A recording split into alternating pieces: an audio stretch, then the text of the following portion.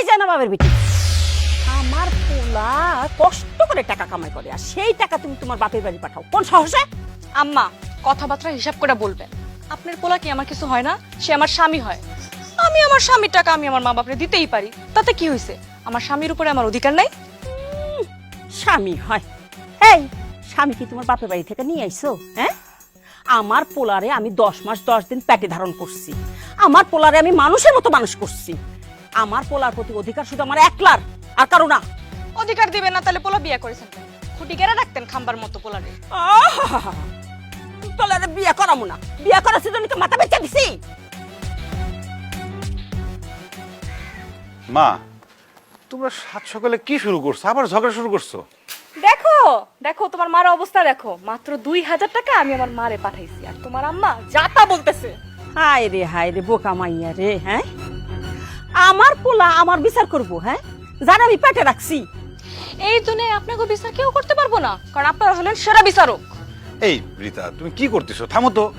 মা, তুমি একটু চুপ করো। দেখতেছো না মেয়েটা তোমাদের ঝগড়া দেখতেছে? তোমরা যদি ঝগড়া করো তাহলে মেয়েটা কি শিখবে বলো?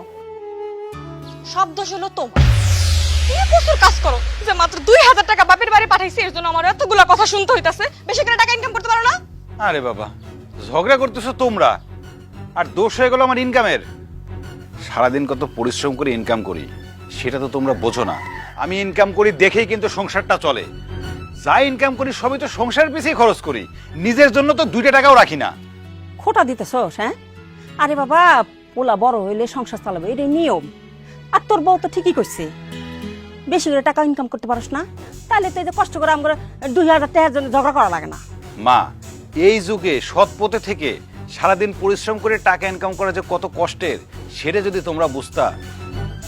যুগের দোষ দিও না, এখনকার যুগে মানুষ লাখ লাখ টাকা ইনকাম করে, তুমি কিছুই পারো না, তুমি আসলে একটা লুজার। হ্যালো, জি ভাই, সালাম ভাই। জি ভাই, আসতেছি, আধা ঘন্টার মধ্যে চলে আসবো, বের হচ্ছে। জি ভাই, প্লিজ ভাই, দয়া করে আল্লাহর হস্তে ঝগড়াটা একটু বন্ধ করো।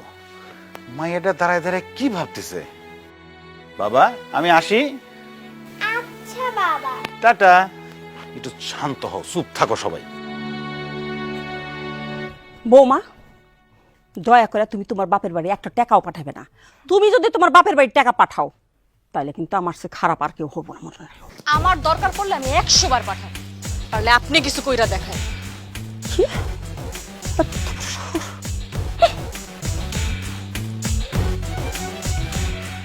তুই এনে দাঁড়াইছিস কেন? যা ঘরে যা।